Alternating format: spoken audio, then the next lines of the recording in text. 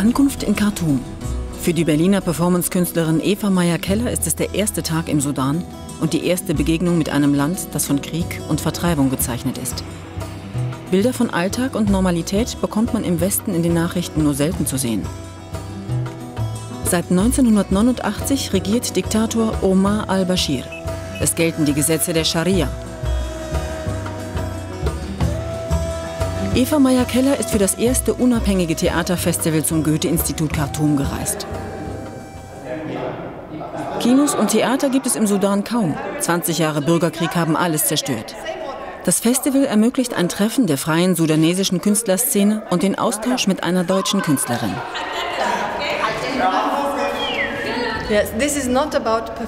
Es geht nicht um Perfektion.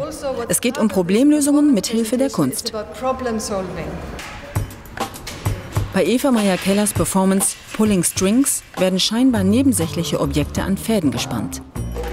Alte Wasserflaschen etwa werden zu Akteuren, die durch Fäden animiert beginnen zu tanzen.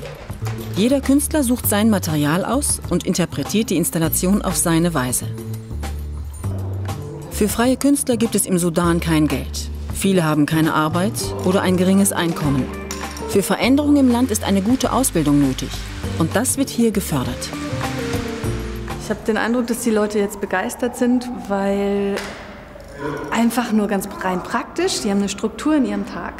Die haben einen Plan, die haben vor, hier heute um 10 zu sein. Ich glaube schon allein das haben viele von denen gar nicht. Ende September demonstrierten in Khartoum tausende Menschen gegen Diktator Omar al-Bashir. Die Demonstration wurde blutig niedergeschlagen. 33 Menschen wurden getötet, so offizielle Angaben. NGOs sprechen von mehr als 200. Seitdem hat sich die Lage verschärft. Die Künstler aus Khartoum sind vorsichtig, denn die politische Situation ist ständig präsent. Einige von ihnen haben Freunde bei den jüngsten Demonstrationen verloren. Schauspieler Haytham Awad gehört zu denen, die subtile Bilder für ihre Kritik finden. Gegen die staatliche Gewalt lässt er Blütenblätter regnen. Der Workshop hat ihn für sein nächstes Theaterstück inspiriert. Es ist wie bei einem Marionettenspiel, aber mit echten Menschen statt mit Puppen. Sie protestieren, lösen sich von den Fäden und fangen an, selbstständig zu werden.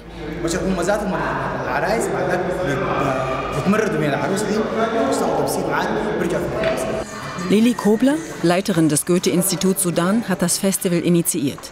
Ihr geht es darum, die Zivilgesellschaft vor Ort durch Kulturaustausch zu stärken. Ich denke, darin liegt die große Stärke eines solchen Theatertreffens, dass wirklich Leute zusammenkommen und sich austauschen. Mit Europa, mit Deutschland, mit eigenen Werten, mit fremden Werten und eben ihren eigenen Identitäten, die sehr unterschiedlich sind in einem solch vielfältigen Land wie dem Sudan. Am letzten Abend des Workshops führen alle Theatergruppen ihre Stücke auf. Zur Vorbereitung der Show gibt es ein Ritual mit Weihrauch. Das soll die Nervosität in Schach halten. An allen Orten des Hauses zeigen die Künstler von Pulling Strings ihre Performances.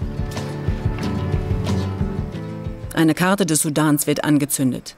Als Bild für die allgegenwärtigen Brennpunkte im Land. Ein Akt der Provokation.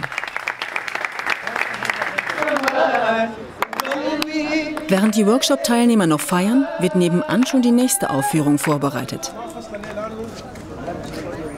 Die Gäste aus Deutschland sind auch dabei. Die Theatergruppe kommt aus Nyala, der größten Stadt in der Krisenregion Darfur, Ort des Völkermords, der Rebellenaufstände und der Vertreibungen. Die Regisseure finden klare Worte für ihre Situation. Die Probleme in Darfur sind sehr groß. Aber das hindert die Künstler nicht an ihrer Arbeit. Wir müssen vor allem versuchen, eine Verbindung zu unserem Publikum zu finden. Kunst kennt keine Grenzen.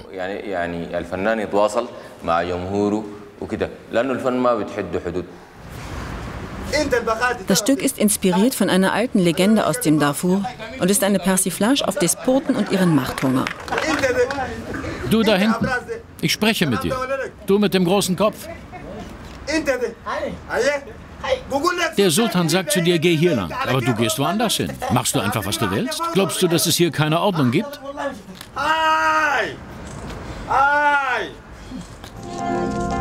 Mit ihren Theaterstücken gehen die Schauspieler auch in die Flüchtlingslager von Darfur. Seit 2003 wurden hier rund 2,5 Millionen Menschen vertrieben. 200.000 starben bisher infolge der Aufstände der Rebellen.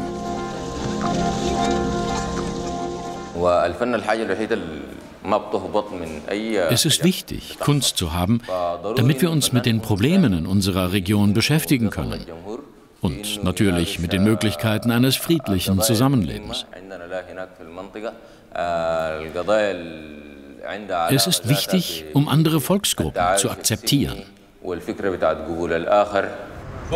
Dieser Stuhl braucht einen Menschen mit einem reinen Herzen. Ein letzter Satz, der wahrer und dringlicher kaum sein könnte.